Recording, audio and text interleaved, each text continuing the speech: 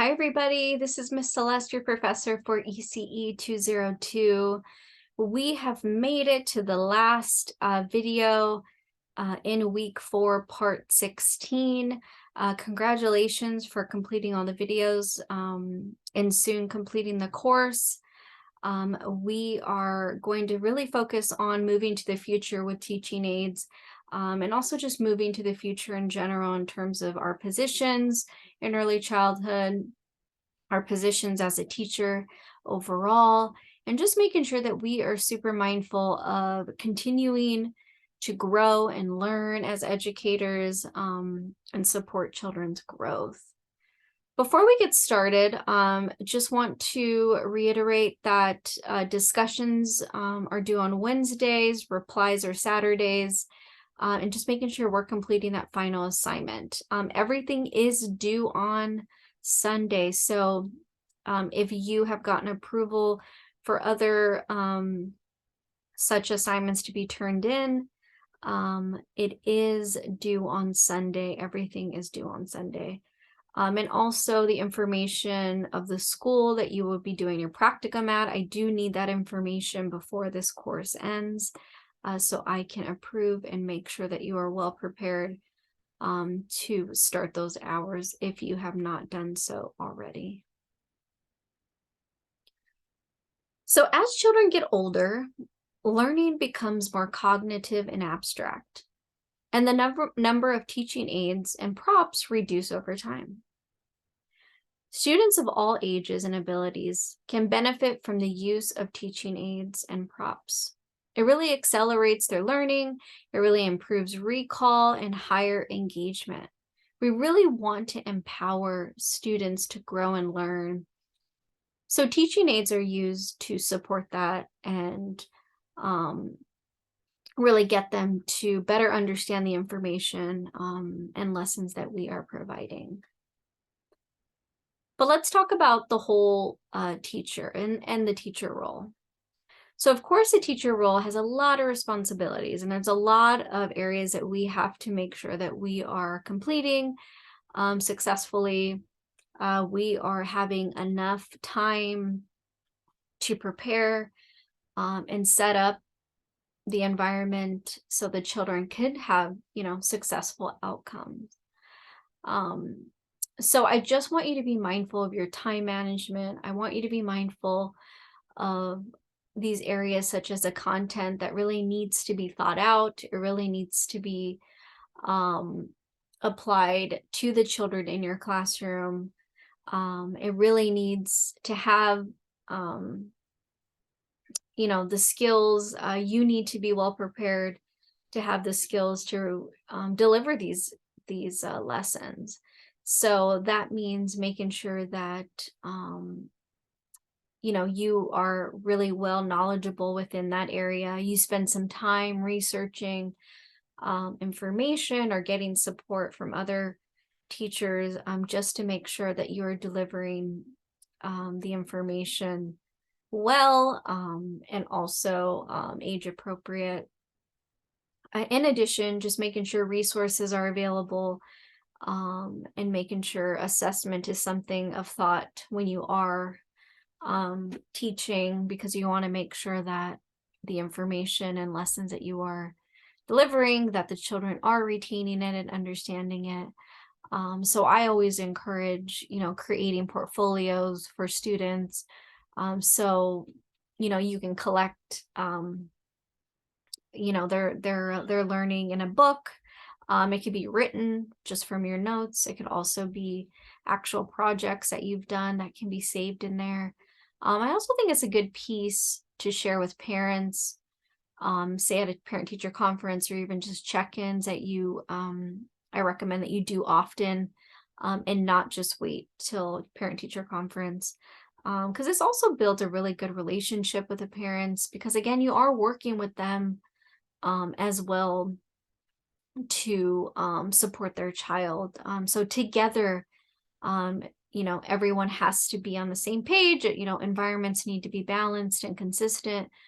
So conversations with parents is something that is part of your responsibility, to reach out and make sure those are consistent. In addition, of course, we have the whole child. And what does that look like, and how are we supporting the whole child? Well, we're really trying to really focus on their physical, development, making sure that we have enough physical activity for them, and fun, um, fun games that they could be doing, activities they could be doing, lessons they could be doing consistently and daily, making sure their nutrition um, is being well met. And that means just making sure that you're having creative conversations with parents, and educating them as well on kind of what that looks like, and making sure you're doing that often. Um, in addition, we also have support that sometimes either the students or maybe the parents as well need, support with counseling, or just anything pertaining to support, inside the home and also outside the home is to be mindful. Because whenever we're bringing up any type of concerns, it's important that we have resources to follow up with. Because as much as all this information is either new to a parent, or maybe they've known about this concern, they also need the support to help their child. So anytime you are having those kind of conversations, I encourage you to also have that support or resources for them to reach out to, and not just deliver the information. And then, of course, we have the social emotional part that we need to also make sure that we are supporting.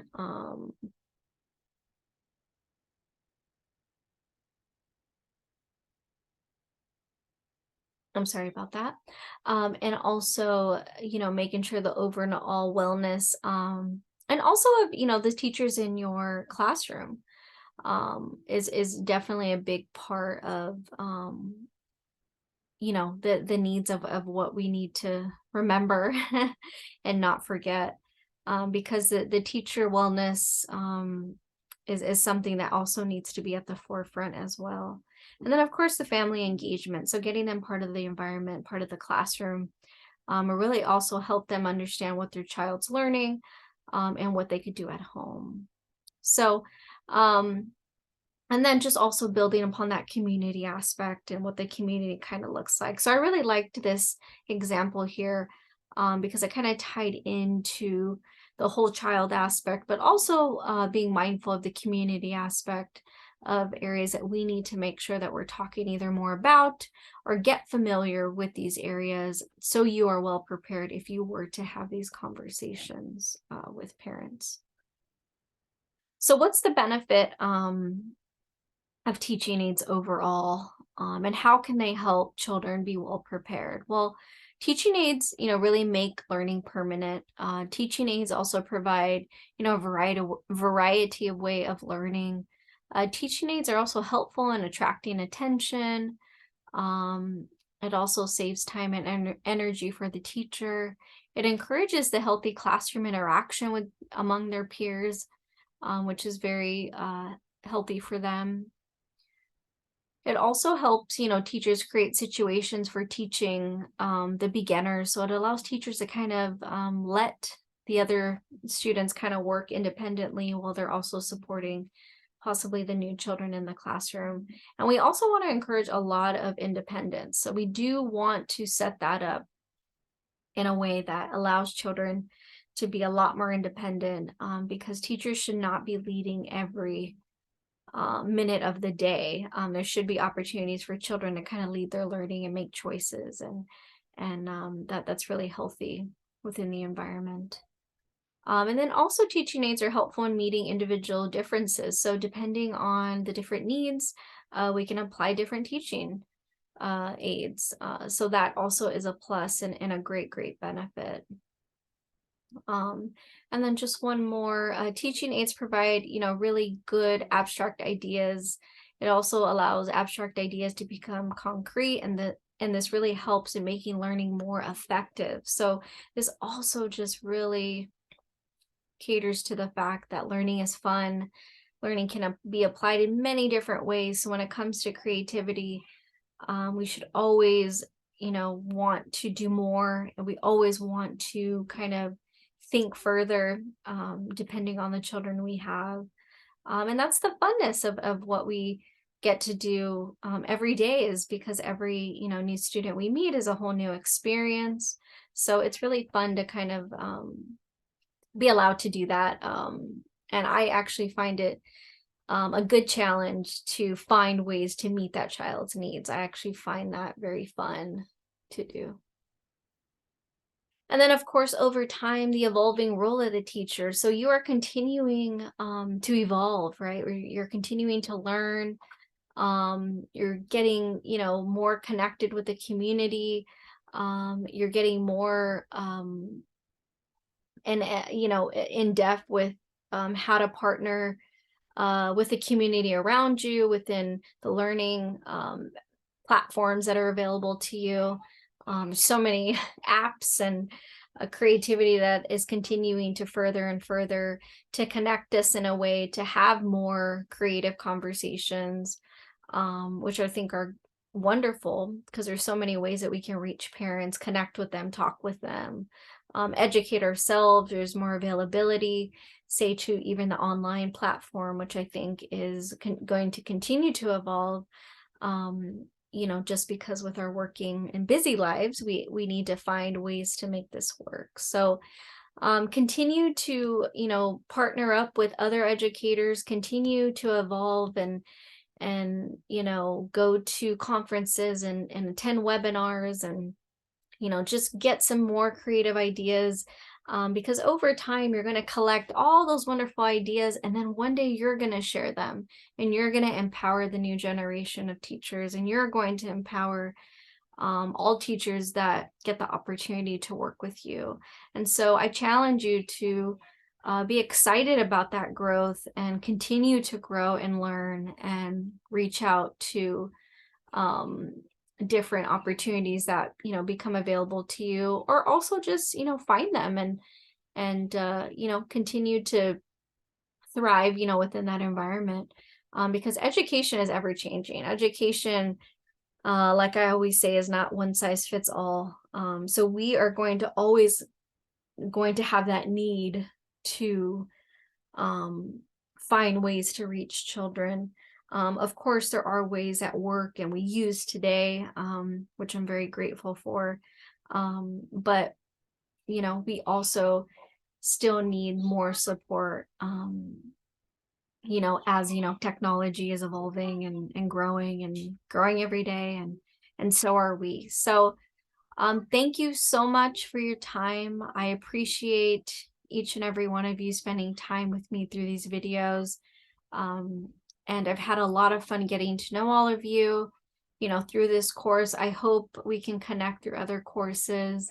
And I always say, although the course may be coming to an end, you have made a forever friend. So any way I can support you or help, answer your questions here after this course, please don't hesitate to reach out.